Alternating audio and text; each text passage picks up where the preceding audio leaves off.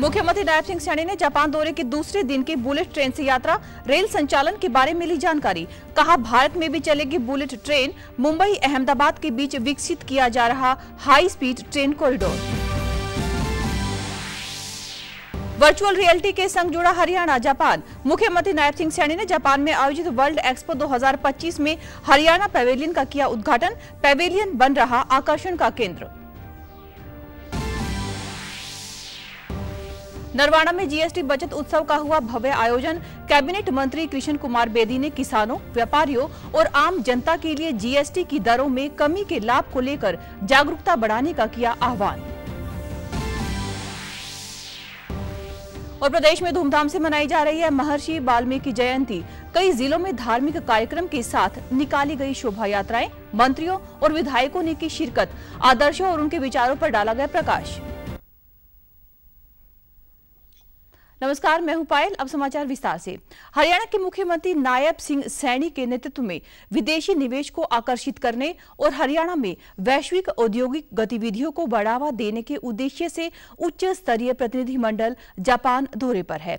अपने दौरे के दूसरे दिन मुख्यमंत्री व प्रतिनिधिमंडल ने विश्व प्रसिद्ध शिंकानसेन ओसाका बुलेट ट्रेन से टोक्यो से ओसाका तक यात्रा की। यह ट्रेन अपने अत्याधुनिक बुनियादी ढांचे, सुरक्षा मानकों तथा परिचालन उत्कृष्टता के लिए जानी जाती है तथा आधुनिक परिवहन प्रणाली का उत्कृष्ट उदाहरण भी मानी जाती है।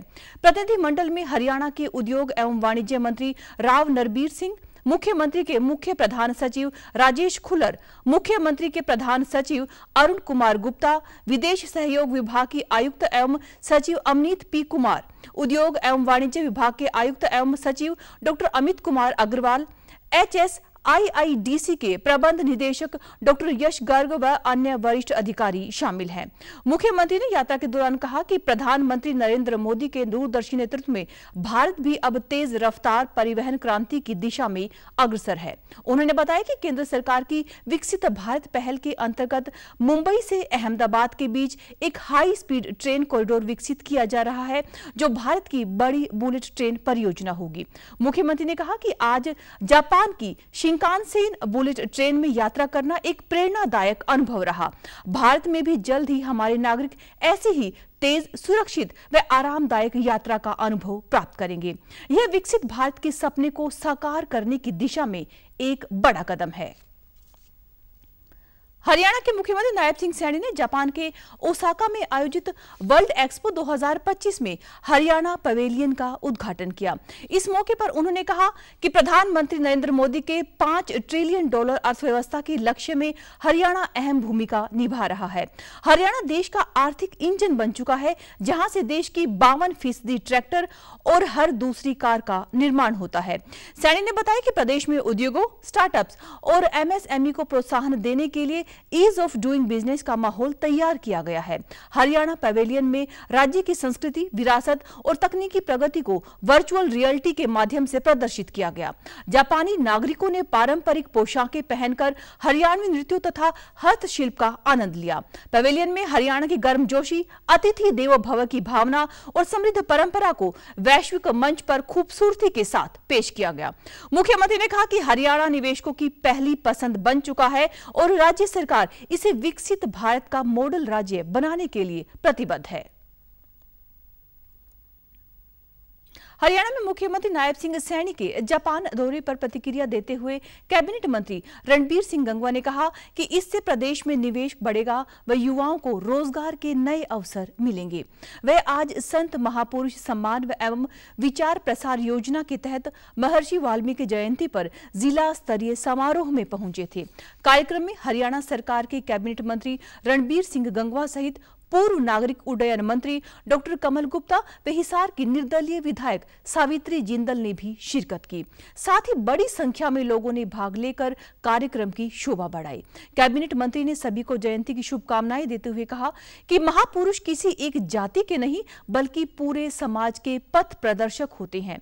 प्रदेश सरकार सभी महापुरुषों की जयंती सरकारी स्तर पर मना रही है व जन कल्याणकारी योजनाओं से समाज के अंतिम व्यक्ति तक लाभ पहुंचाया जा रहा है।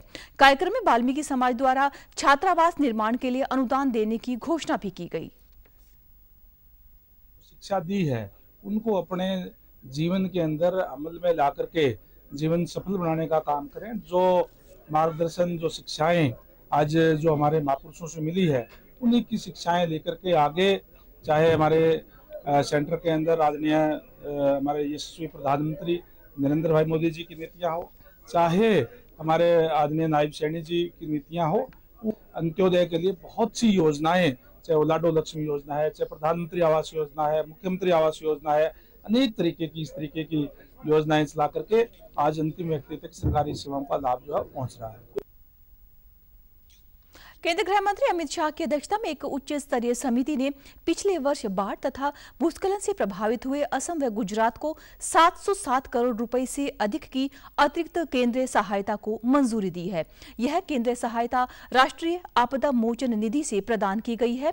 इसके अलावा समिति ने हरियाणा, मध्य प्रदेश तथा राजस्थान को अग्निशमन सेवाओं के विस्तार व आधुनिकीकरण के लिए राष्ट्रीय आपदा मोचन निधि के तहत 903 करोड़ से अधिक की राशि भी मंजूरी दी है। हरियाणा के लिए लगभग 117 करोड़ रुपए, मध्य प्रदेश के लिए लगभग 397 करोड़ रुपए व राजस्थान के लिए लगभग 388 करोड़ रुपए को मंजूरी प्रदान की गई है। केंद्र सरकार के प्रतीक आपदाओं व विपदाओं के दौरान राज्य सरकारों के साथ कंधे से कंधा मिलाकर खड़ी रही है और सभी आवश्यक सहायता प्रदान कर रही है। चंडीगढ़ स्थित प्रदेश कांग्रेस प्रदेश कार्यालय के आज प्रदेश प्रभारी बीके हरिप्रसाद, नवनिर्वाचित प्रदेश अध्यक्ष राव नरेंद्र सिंह, पूर्व मुख्यमंत्री एवं नेता प्रतिपक्ष भूपेंद्र सिंह हुड्डा, सह प्रभारी जितेंद्र बघेल और प्रफुल्ल गुर्दे की अगुवाई में जिला अध्यक्षों की अहम बैठक हुई। इस बैठक में हरियाणा कांग्रेस शामिल हुई। बैठक में संगठनात्मक मुद्दों, आगामी सियासी रणनीति और जिलों में पार्टी की स्थिति पर विस्तार से चर्चा भी हुई। बता दें कि पार्टी नेतृत्व जिला स्तर पर सक्रियता बढ़ाने तथा कार्यकर्ताओं को संगठित करने पर जोर दे रहा है। वहीं बैठक के बाद हरियाणा कांग्रेस के नेता पत्रकारों से भी रूबरू हुए। पिछले 11 साल से तो पीसीसी का अकेला प्रेसिडेंट था, कोषाध्यक्ष भी ऑफिशियल नहीं था, कोई तो ये चलता रहा। आप जो है जल्दी अपना संगठन बनाएंगे। संगठन एक शक्ति है। जिन्होंने मुझ में विश्वास व्यक्त किया और एक ये जिम्मेदारी एक साधारण कार्यकर्ता को प्रदेश की जिम्मेदारी जो दी है, मैं उनका दिल से अपनी तरफ से ही नहीं अपितु हरियाणा के तमाम कांग्रेस के लोगों की तरफ से बहुत बहुत उनका धन्यवाद करता हूं। सरकार का आईना होता है विपक्ष हमेशा। सरकार क्या कार्य कर रही है, कौन सा सही है, कौन सा गलत है, वो हमारा काम है लोगों के बीच में लाके रखना, सरकार की कमियों को उजागर करना। नरवाड़ा में जीएसटी बचत उत्सव महाअभियान के तहत भव्य कार्यक्रम का आयोजन किया गया, जिसमें हरियाणा के सामाजिक न्याय एवं अधिकारिता मंत्री कृष्ण कुमार बेदी मुख्य अतिथि थे। उन्होंने व्यापारियों तथा आम नागरिकों को संबोधित करते हुए बताया कि यह अभियान केंद्र व प्रदेश सरकार की पहल है, जिसका उद्देश्य जीएसटी सुधारों व उनके फायदों के प्रति जागरूकता बढ़ाना है। कैबिनेट मंत्री बेदी ने बताया कि प्रधानमंत्री नरेंद्र मोदी ने हाल ही में दीपावली के अवसर पर जीएसटी की 4 स्लैब को घटाकर 2 कर दिया, जिससे किसानों, व्यापारियों तथा आम जनता को सीधे लाभ पहुंचा है। उन्होंने उदाहरण देते हुए कहा कि ट्रैक्टर व उसके टायर पर भारी छूट मिली है। रेडीमेड कपड़े, किराना की दुकान और कृषि उपकरणों पर कर दरों में कमी से महंगाई पर नियंत्रण और अर्थव्यवस्था को मजबूती मिली है।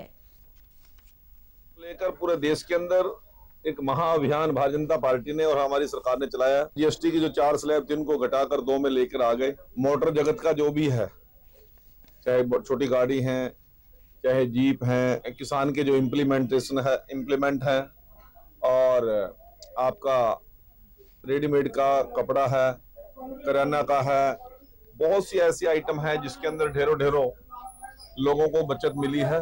ट्रैक्टर पे तो लगभग 50 से 55 हजार तक किसान को छूट मिली है। कुरुक्षेत्र के महर्षि वाल्मीकि आश्रम में जिला प्रशासन एवं वाल्मीकि सभा के संयुक्त तत्वाधान में महर्षि वाल्मीकि जयंती समारोह का आयोजन किया गया। सामाजिक न्याय एवं अधिकारिता मंत्री कृष्ण कुमार बेदी ने कार्यक्रम में मुख्य अतिथि के रूप में शिरकत की। उन्होंने दीप प्रज्वलित कर और महर्षि वाल्मीकि के चित्र पर पुष्प अर्पित कर समारोह की शुरुआत की।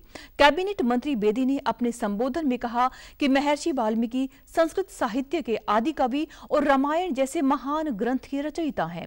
उन्होंने बताया कि हरियाणा सरकार के द्वारा संत महापुरुष सम्मान एवं विचार प्रसार योजना चलाई जा रही है, जिससे समाज में समरसता बढ़े तथा संतों की शिक्षाएं जन जन तक पहुंचे। जहाँ से शुरुआत हुई थी, चाहे भगवान वाल्मीकि जयंती समारोह हो, चाहे संत शिरोमणि रविदास जयंती समारोह हो, चाहे संत शिरोमणि कबीर जयंती समारोह हो, चाहे बाबा साहब डॉक्टर B.R. अम्बेडकर जी जयंती समारोह हो, महात्मा ज्योतिबा फुले, विश्वकर्मा जी महाराज, दक्ष प्रजापति जी महाराज, धन्ना भगत जी महाराज, परशुराम जी महाराज, कितने जयंती समारोह को माननीय मनोहर लाल जी ने सरकार का स्वरूप देने का काम किया। मैं आप सभी का और हरियाणा सरकार के लोकप्रिय मुख्यमंत्री नायब सिंह सैनी जी को जो इस परंपरा को आगे बढ़ा रहे हैं, उनका कोटि कोटि आभार प्रकट करता हूं। पंचकुला के सेक्टर 1 स्थित लोक निर्माण विभाग विश्राम गृह में महर्षि वाल्मीकि जयंती समारोह बड़े हर्षोल्लास के साथ मनाया गया। हरियाणा की स्वास्थ्य एवं आयुष मंत्री कुमारी आरती सिंह राव ने कार्यक्रम में मुख्य अतिथि के रूप में शिरकत की। इस अवसर पर कालका विधायक शक्ति रानी शर्मा, महापौर कुलभूषण गोयल, जिला अध्यक्ष अजय मित्तल व पूर्व विधानसभा अध्यक्ष ज्ञानचंद गुप्ता सहित कई गणमान्य लोग मौजूद रहे। मंत्री आरती सिंह राव ने महर्षि वाल्मीकि की प्रतिमा पर दीप प्रज्वलित कर उन्हें नमन किया तथा सफाई सेवकों को सम्मानित भी किया। मीडिया से बातचीत में उन्होंने देशवासियों को जयंती की शुभकामनाएं दी और कहा कि महर्षि वाल्मीकि द्वारा रचित रामायण आज भी मार्गदर्शन का स्रोत है। मध्य प्रदेश में कफ सिरप से हुई बच्चों की मौत पर उन्होंने कहा कि हरियाणा में जांच जारी है और सतर्कता बरती जा रही है। पंजाब में कोल्ड रीफ पर बैन को लेकर उन्होंने कहा कि यदि कोई दिक्कत पाई गई तो कदम उठाए जाएंगे। त्योहारी सीजन में खाद्य पदार्थों की जांच के निर्देश भी दिए गए हैं। वहीं हरियाणा में प्रधानमंत्री नरेंद्र मोदी के दौरे को लेकर उन्होंने खुशी जाहिर की है। यमुनानगर में भगवान वाल्मीकि जयंती के अवसर पर आयोजित कार्यक्रम में हरियाणा के शिक्षा मंत्री यमुनानगर में भगवान वाल्मीकि जयंती के अवसर पर आयोजित कार्यक्रम में हरियाणा के कृषि मंत्री श्याम सिंह राणा मुख्य अतिथि के रूप में पहुंचे। उन्होंने कहा कि हरियाणा सरकार ने निर्णय लिया है कि भारत के महापुरुषों और संतों की जयंती अब सरकारी स्तर पर मनाई जाएगी। उन्होंने बताया कि राज्य सरकार MSP पर ही धान की खरीद कर रही है और 27 सितंबर को किसानों के खातों में भुगतान कर दिया गया। बारिश से हुए नुकसान की भरपाई सरकार करेगी। उन्होंने कहा कि तोल में गड़बड़ी की शिकायत के बाद तुरंत ही डिजिटल कांटे लगाए गए हैं ताकि पारदर्शिता बनी रहे और किसानों को कोई नुकसान ना हो। मददगार है हमेशा किसान की, सूखा पड़े तब भी मदद करी। अब बाजरा है, जैसे धान है, जो हमारा क्षति पोर्टल था वो खुला है। अब उसका जो हमारी वेरिफिकेशन होने के बाद जो नुकसान होगा उसकी भी भरपाई करेंगे। जो इलेक्ट्रिक कंडे वहाँ साथ हैं, अगर उसके तोल में कोई फर्क आता है, साथ ही हैं वो कंडे। एकदम सरकार सारे खरीदने में थोड़ा टाइम तो लगेगा, उस कंडे पहुँचा दिए। 2 3 दुकानों पे एक कंटा दे दिया। अगर किसी को डाउट है, किसी अधिकारी को, किसी किसान को, किसी को, साथ में इलेक्ट्रिक कंडा उसको तोल ले वो। फरीदाबाद में भगवान वाल्मीकि जयंती धूमधाम से मनाई गई। हुड्डा कन्वेंशन हॉल में आयोजित जिला स्तरीय समारोह में मुख्य अतिथि के रूप में हरियाणा के खाद्य एवं आपूर्ति मंत्री राजेश नागर शामिल हुए। उन्होंने भगवान वाल्मीकि के जीवन पर प्रकाश डालते हुए कहा कि उनके आदर्श आज भी समाज को सही दिशा दिखाते हैं। साथ ही उन्होंने मर्यादा पुरुषोत्तम श्री राम के जीवन से प्रेरणा लेने की बात भी कही। इस अवसर पर वाल्मीकि समाज के उन कर्मचारियों को सम्मानित किया गया जिन्होंने अपने कार्यक्षेत्र में उत्कृष्ट योगदान दिया है। पत्रकारों से बातचीत में मंत्री ने बताया कि सरकार अंतिम छोर पर खड़े व्यक्ति तक योजनाओं का लाभ पहुंचाने के लिए प्रतिबद्ध है। उन्होंने बताया कि 80 करोड़ लोगों को मुफ्त में राशन योजना के तहत गेहूं, चावल, चीनी और तेल दिया जा रहा है। मंत्री ने युवाओं को विकसित भारत की नींव बताया। अब हमारी सरकार सभी जो हमारे महर्षि हैं, महापुरुष हैं, उनकी सबकी जयंती मनाते हैं और उसी के तहत आज महर्षि वाल्मीकि जयंती हमारे जिला फरीदाबाद में बनाई गई और ये पूरे हरियाणा में ही नहीं पूरे हिंदुस्तान में इसको मनाया जा रहा है। हमारी सरकार जो एक नारा लेकर चल रही है अंत्योदय, जो आखिरी पंक्ति में जो व्यक्ति खड़ा है उसको भी सभी लाभ मिले, सुविधाएं मिले। पहले से ही 80 करोड़ से ज्यादा लोगों को राशन हमारी केंद्र सरकार दे रही है और ये जो हमारे प्रधानमंत्री जी और हमारे मुख्यमंत्री जी का नारा है कि कोई भी आदमी हमारा हिंदुस्तान में 140 करोड़ में से जो भी है कोई भूखा ना रहे। पलवल जिला प्रशासन और सूचना जनसंपर्क भाषा एवं संस्कृति विभाग हरियाणा के तत्वाधान में बीते दिनों जिला सचिवालय सभागार में महर्षि वाल्मीकि जयंती का भव्य आयोजन किया गया। कार्यक्रम में खेल, युवा अधिकारिता एवं उद्यमिता और कानून विधायक राज्य मंत्री गौरव गौतम मुख्य अतिथि रहे, जबकि अध्यक्षता उपायुक्त डॉक्टर हरीश कुमार वशिष्ठ ने की। जिला स्तरीय समारोह में विद्यार्थियों ने कविताएं, भजन, भाषण व सांस्कृतिक प्रस्तुतियां भी दी। खेल राज्य मंत्री गौरव गौतम ने कहा कि महर्षि वाल्मीकि न केवल महान कवि थे बल्कि उन्होंने रामायण के माध्यम से भक्ति, सत्य और धर्म का संदेश दिया। उन्होंने बताया कि प्रदेश सरकार सभी वर्गों के लिए कल्याणकारी योजनाएं चला रही है।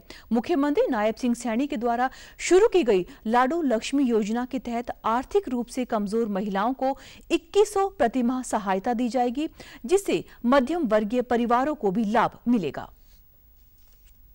तभी तो भारतीय जनता पार्टी की सरकार और नायब सिंह सैनी सरकार हो या मोदी जी के नेतृत्व में चल रही केंद्र की सरकार अंत्योदय का सपना देखकर चलते हुए कि अंतिम व्यक्ति में बैठा हुआ व्यक्ति भी पहली पंक्ति में कैसे आ सकता है। बहुत बेहतरीन योजना लाडो लक्ष्मी योजना का अभी शुभारंभ किया था। हर बहन के, हर महिला के घर में 2100 रुपए हर महीने पहुंचेंगे तो उसका जीवन का जो मध्यम परिवार की हमारी बहनें, माताएं बहनें हैं, उनको स्वाभाविक रूप से उनके गरीब परिवार की जो माताएं बहनें हैं उनके आर्थिक जीवन में एक नया जीवन देने का काम इस प्रदेश के मुख्यमंत्री जी ने अभी 25 तारीख को किया था। महर्षि वाल्मीकि जयंती के अवसर पर अंबाला शहर के कृषि सदन में प्रशासन के द्वारा विशेष कार्यक्रम आयोजित किया गया। कार्यक्रम में भाजपा प्रदेश उपाध्यक्ष बंतो कटारिया, भाजपा विधानसभा संयोजक रितेश गोयल, एसडीएम दर्शन कुमार व पार्षद मोनिका मल सहित कई गणमान्य अतिथि शामिल हुए। कार्यक्रम की शुरुआत दीप प्रज्वलन के साथ भगवान वाल्मीकि जी की प्रतिमा पर पुष्प अर्पित कर की गई। वक्ताओं ने उनके जीवन, विचारों और उनके आदर्शों पर प्रकाश डालते हुए कहा कि महर्षि वाल्मीकि का जीवन समाज के लिए प्रेरणा का स्रोत रहा है। उन्होंने समाज को समानता, शिक्षा व सत्य के मार्ग पर चलने का संदेश दिया। यह कार्यक्रम न केवल धार्मिक भावना को दर्शाता है बल्कि समाज की एकता व सद्भाव को भी मजबूती के साथ स्थापित करता है। उससे पहले हमें महर्षि भगवान जी को याद करना होगा। अगर उनको अच्छे से याद करेंगे तभी हमें भगवान श्री पुरुषोत्तम श्री राम जी के इतिहास का पता लगेगा। माता सीता ने भी एक संकल्प लिया था कि मेरे बच्चे ऐसे होने चाहिए जो श्री राम जी से उच्च पद पर हो। कौशल भिवानी के पंचायत भवन में मंगलवार को महर्षि वाल्मीकि जयंती के उपलक्ष्य में जिला स्तरीय समारोह का आयोजन किया गया। कार्यक्रम में मुख्य अतिथि के रूप में भिवानी के विधायक घनश्याम सर्राफ, हरियाणा अनुसूचित जाति आयोग के उपाध्यक्ष विजेंद्र बड़गुज्जर, उपायुक्त साहिल गुप्ता सहित अन्य गणमान्य अतिथियों ने भाग लिया। विधायक सर्राफ ने कहा कि महर्षि वाल्मीकि ने शिक्षा की ज्योति जलाकर समाज को नई दिशा दी व आज की युवा पीढ़ी को उनके आदर्शों से प्रेरणा लेनी चाहिए। नगर परिषद चेयरपर्सन प्रतिनिधि भवानी प्रताप ने भिवानी में महर्षि वाल्मीकि के नाम पर कम्युनिटी सेंटर निर्माण की घोषणा की। एससी आयोग के उपाध्यक्ष विजेंद्र बड़गुज्जर ने कहा कि हरियाणा सरकार सभी महापुरुषों की जयंती सरकारी स्तर पर मना रही है तथा सामाजिक न्याय को प्राथमिकता दे रही है। वहीं सीएमओ डॉक्टर रघुवीर शांडिलिया ने स्वास्थ्य विभाग की ओर से लगाए गए स्टॉल की जानकारी दी, जिसमें टीबी उन्मूलन पर जागरूकता फैलाई गई। उन्होंने बताया कि भिवानी में टीबी मरीजों को मुफ्त में इलाज और जांच की सुविधाएं मिल रही है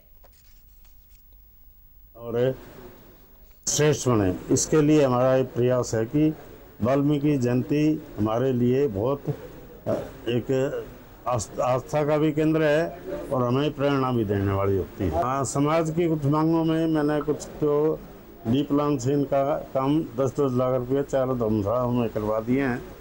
आगे आने वाले समय में एक वाल्मीकियों का वो बोलते थे इसको, जो एमसी कॉलोनी और भारत नगर के बीच का क्षेत्र है, उसमें एक जगह है जिसमें पार्क भी बन सकता है और ये इनका कम्युनिटी सेंटर भी बन सकता है, और समाज के लिए कोई अन्य चीज़ सामने आएगी तो वो भी बन सकता है।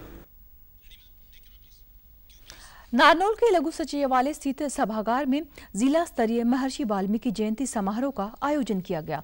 कार्यक्रम में मुख्य अतिथि के रूप में नारनौल के विधायक और पूर्व मंत्री ओम प्रकाश यादव शामिल हुए। उन्होंने कहा कि मुख्यमंत्री नायब सिंह सैनी के नेतृत्व में हरियाणा सरकार ने यह ऐतिहासिक फैसला लिया है कि राज्य की सभी 36 बिरादरी के महापुरुषों की जयंती सरकारी स्तर पर मनाई जाएगी। उन्होंने इसे मुख्यमंत्री के सपने को साकार करने की दिशा में एक अहम कदम बताया। इस मौके पर उन्होंने कांग्रेस पार्टी और उसके नए प्रदेश अध्यक्ष राव नरेंद्र सिंह पर भी तीखा हमला किया। उन्होंने कहा कि कांग्रेस ने अपने शासनकाल में ना विकास किया और ना ही बेरोजगारी को खत्म किया। उन्होंने आरोप लगाया कि राव नरेंद्र सिंह मंत्री रहते हुए दक्षिण हरियाणा में विकास लाने में असफल रहे और अब प्रदेश अध्यक्ष बनने से भी कोई फर्क नहीं पड़ेगा। कोई कुछ भी चुना जाए, आज के दिन हरियाणा प्रदेश में कांग्रेस पार्टी के लिए कोई स्थान नहीं है। कांग्रेस की सरकारें बहुत लंबे समय तक रही, लोगों ने उनकी सरकारों को खूब देखा। कांग्रेस पार्टी की सरकारों ने अपने प्रदेश की जनता के साथ लूट खसोट की, अपने प्रदेश के नौजवानों के साथ अन्याय किया, उनको नौकरियों के अंदर उनसे पैसे लिए, नौकरियों में धांधली की। महर्षि वाल्मीकि जयंती के पावन अवसर पर कैथल के विधायक आदित्य सुरजेवाला ने किसान भवन में मोबाइल हॉस्पिटल सेवा का शुभारंभ किया। शाह हॉस्पिटल के निदेशक डॉक्टर महेंद्र सिंह शाह के सहयोग से शुरू की गई इस सेवा का उद्देश्य ग्रामीण तथा शहरी क्षेत्रों में मुफ्त स्वास्थ्य सुविधाएं उपलब्ध कराना है। विधायक सुरजेवाला तथा डॉक्टर बिक्रमजीत सिंह शाह ने नारियल तोड़कर इसका उद्घाटन किया व महर्षि वाल्मीकि को पुष्प अर्पित कर नमन किया। प्रेस वार्ता में सुरजेवाला ने कहा कि महर्षि वाल्मीकि के उपदेश हमें सेवा तथा समर्पण की प्रेरणा देते हैं। यह चलता फिरता अस्पताल लोगों के गांव तथा वार्डों में जाकर जांच और मुफ्त में दवाएं उपलब्ध करवाएगा। गंभीर बीमारियों के मरीजों को बड़े अस्पतालों से जोड़ा जाएगा। डॉक्टर बिक्रमजीत सिंह शाह ने कहा कि मानवता की सेवा भगवान की सच्ची पूजा से भी बढ़कर है। इस कार्यक्रम में कई गणमान्य लोग भी उपस्थित रहे। एक एम्बुलेंस ली, एक हाई टेक एम्बुलेंस ली है, सारी की सारी उसमें फिटिंग की, blood pressure monitoring device, ECG machine, अनेक अदर जो टेस्टिंग इक्विपमेंट होते हैं, उसमें हर एक तरीके की दवाई जो आप दे सकते हो। Basically walking talking complete ICU है। जहां भी ये वैन जाएंगी, एक डॉक्टर वैन के साथ जाया करेगा, एमबीबीएस डॉक्टर जाएगा कि कोई दिक्कत नहीं है, तो ये डॉक्टर दवाई भी असाइन कर पाएगा और साथ के साथ आपको पर्ची भी लिख देगा अगर कोई एडिशनल टेस्ट, ब्लड टेस्ट या यूरिन टेस्ट कुछ करवाना है। सिरसा की अनाज मंडी में अब तक मात्र 63,000 क्विंटल धान की फसल की आवक हुई है। मार्केट कमेटी सचिव वीरेंद्र मेहता ने बताया कि पिछले 2 दिनों से रुक रुक कर हो रही बारिश के कारण फसल की कटाई बाधित हुई है तथा धान गीला होने से किसान मंडी में फसल नहीं ला पा रहे हैं। उन्होंने किसानों से अपील की है कि फसल को पूरी तरह से सुखाकर ही मंडियों में लाएं ताकि बिक्री में परेशानी ना हो। बरसात से फसल खराब ना हो, इसके लिए तिरपाल, कर्मचारियों की ड्यूटी और रात में चौकीदार की व्यवस्था की गई है। किसान भवन में रुकने की सुविधा भी उपलब्ध कराई गई है। पिछले सीजन में 28 लाख क्विंटल की आवक हुई थी। इस बार भी इतनी ही फसल आने की उम्मीद जताई जा रही है। बाकी काम सारा सुचारू रूप से चल रहा है। हमारा किसान रेस्ट हाउस खुला, उनके लिए जब मर्जी है, कोई दिक्कत नहीं है। दीवान पिछले साल लगभग 28 लाख के आसपास आया था। इतनी उम्मीद इस बार, ये बाकी बारिश जैसे आप देख रहे हो मौसम ख़राब चल रहा है। किसानों से यही अपील करूंगा मैं कि आप अपना माल सारा सुखा के लाएं ताकि आपको यहाँ बेचने में परेशानी ना हो। भिवानी में मानसून की विदाई के बाद अब पश्चिमी विक्षोभ के आसार से मौसम में बदलाव की संभावना है। कृषि विज्ञान केंद्र के मौसम विशेषज्ञ डॉक्टर देवीलाल के अनुसार जिले में हल्की से मध्यम बारिश और तेज हवाएं चल सकती हैं। किसानों को धान की फसल की कटाई में सावधानी बरतने की सलाह दी गई है, क्योंकि तेज हवाओं से फसल बिछने की आशंका है। सब्जियों जैसे कि गाजर, मूली व लहसुन की बिजाई करने वाले किसान भी 2 से 3 दिनों तक रुके और बारिश के बाद ही बिजाई करें। डॉक्टर देवीलाल ने बताया कि धान की फसल में बाली सूखने और स्टेम रोग जैसी बीमारियां मौसम बदलने से बढ़ सकती हैं। इससे बचाव के लिए लेमडा और क्लोरिन निटिपोल जैसी दवाइयों का छिड़काव करने की सलाह दी गई है। चल रहा था, अभी जो है मानसून की विदाई के बाद में जो पहला जो मौसम में परिवर्तन अभी आने वाला है, वो पश्चिमी विक्षोभ जो है वो उसकी वजह से आएगा। तो किसान भाइयों से यही आग्रह है कि आने वाले 2-3 दिन के अंदर थोड़ा सा टेम्परेचर कम होगा और मौसम में बदलाव, बादलवाई, हल्की छिटपुट बूंदाबांदी और 6 तारीख को हल्की से मध्यम बारिश के साथ तेज हवाएं चलने की संभावना है। जिन किसान भाइयों की फसल तैयार है, जैसे धान की फसल, तो वो किसान भाई अभी 1-2 दिन के अंदर जो है वो कटाई कर सकते हैं। धान की फसल की जो ये एक रोग है, स्टेम रोग बोलते हैं, येलो स्टेम रोग, उसकी वजह से भी बालियां सफेद हो जाती है, ब्लास्ट की वजह से भी होती है। ये 2-3 बीमारियां हैं जो धान की फसल में पकाव से थोड़ा पहले जो है इसका अटैक होने का डर रहता है। और इनके कंट्रोल के लिए किसान भाई 2-3 केमिकल इसके कंट्रोल हैं, जैसे फिप्रोनिल दवाई आती है, उससे किसान भाई इसको कंट्रोल कर सकते हैं। जींद में इंडिया पोस्ट ने आधुनिक तकनीक से विकसित डिजी पिन सेवा की शुरुआत की है, जो पारंपरिक 6 अंकों के पिन कोड से अधिक सटीक डिजिटल एड्रेस सिस्टम है। भारतीय डाक विभाग ने ITI हैदराबाद और इसरो के सहयोग से इसे विकसित किया है। डिजी पिन पूरे भारत को 4x4 मीटर के छोटे हिस्सों में बांटता है। वह हर हिस्से को 10 अक्षरों का यूनिक कोड देता है। इससे ग्राहकों को लंबा पता लिखने की जरूरत नहीं होगी और डाक सीधे सही जगह पर पहुंच सकेगी। जिला मुख्य पोस्टमास्टर नरेश कुमार ने बताया कि यह सेवा GPS और सैटेलाइट डेटा पर आधारित है। जनता ने इस पहल का स्वागत किया और इसे डाक सेवा में सुधार के लिए महत्वपूर्ण कदम बताया है। भारत को लगभग 4 मीटर गुणा 4 मीटर ग्रिड में विभाजित करता है और प्रत्येक ग्रिड को अक्षांश और देशांतर निर्देशांक के आधार पर एक द्वितीय अद्वितीय 10 वर्णीय एन्क्रिप्शन कोड प्रदान करता है। यह प्रणाली सार्वजनिक और निजी सेवाओं के लिए संबोधन को सरल बनाती है। ये भारत सरकार ने इससे ये फायदा होगा कि हमें इधर उधर नहीं जाना पड़ेगा, हमें लोकेशन का पता लग जाएगा और सारी चीज की सुविधा घर बैठे मिल जाएगी। जो भी हमें हमारी पोस्ट मिलनी है उसकी लोकेशन हमें प्रोवाइड करी जाएगी। इससे हमें भी फायदा है और पोस्टमैन को भी है और हमें अपनी पोस्ट के लिए इधर उधर कहीं जाना नहीं पड़ेगा। अच्छी सुविधा प्रोवाइड की है भारत सरकार ने हमारे लिए। अब पोस्टमैन को मतलब दिक्कत नहीं होगी, वो डोर टू डोर नहीं जाएगा, ना ही पब्लिक को होगी, क्योंकि उनके पास लोकेशन आ जाएगी और वो सीधा अपना डायरेक्ट जहाँ भी उनका सिलेक्शन हुआ है वहाँ जा सकते हैं।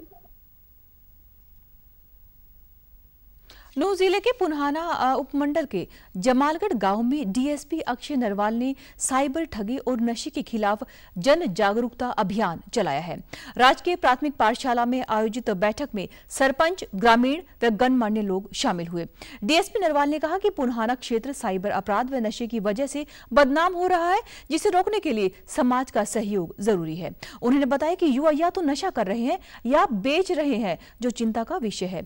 पुलिस अधीक्षक राजेश कुमार के निर्देश पर साइबर ठगों के खिलाफ घर पकड़ अभियान चलाया जा रहा है और सैकड़ों मोबाइल सिम बंद कर दी गई हैं।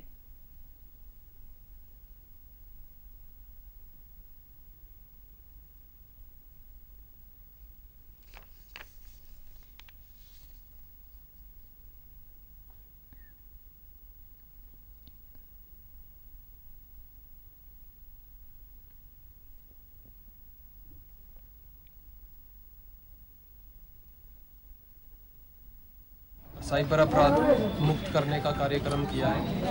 ये एक नूंह पुलिस की एक पहल है, जिसमें गांव-गांव में जाकर साइबर अपराध के बारे में अवेयरनेस फैलाना, उसको ख़त्म करना, नए युवा बच्चों को जागरूक करना कि वो अपने परिवार के परिजनों को, अपने भाई बहन को, अपने दोस्तों को साइबर अपराध से निकालें या फिर जो साइबर अपराध में अभी नहीं घुसे हैं वो इसी अपराध से दूर रहें। इससे संबंध में हमने लोगों से शपथ भी दिलवाई है। हमें उम्मीद है कि लोग, इस गांव के लोग, जमालगढ़ के लोग हमारा सहयोग देंगे। साइबर अपराध को मुक्त कर निकालने में यहाँ से हमारा सहयोग करेंगे।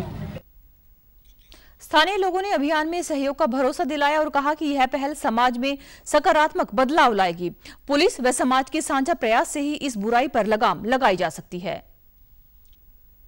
चीज़ों पर डीएसपी साहब का बहुत जोर था, लेकिन जो हमारे गांव के जिम्मेदार लोग थे यहाँ काफ़ी सारे मोहल्ले से और पूरे गांव से, जगह जगह से, सारे ही पट्टियों से यहाँ आदमी पहुँचे हैं। सब ने डीएसपी साहब को कहा है कि हम सहयोग करने के लिए पूरी तरीके से तैयार हैं, लेकिन जिस तरीके से पुलिस साइबर अपराध को हो या किसी भी मुजरिम को उठाती है और उसको चंद घंटे में छोड़ देती है, इससे गांव वाले बहुत खफा थे। और डीएसपी साहब के सामने साफ बिल्कुल इजहार किया था कि हम इस चीज़ से नाराज़ हैं कि जब भी अगर कोई जायज़ मुलजिम पकड़ा जाता है तो उसको सीधा सलाखों के पीछे जाना चाहिए।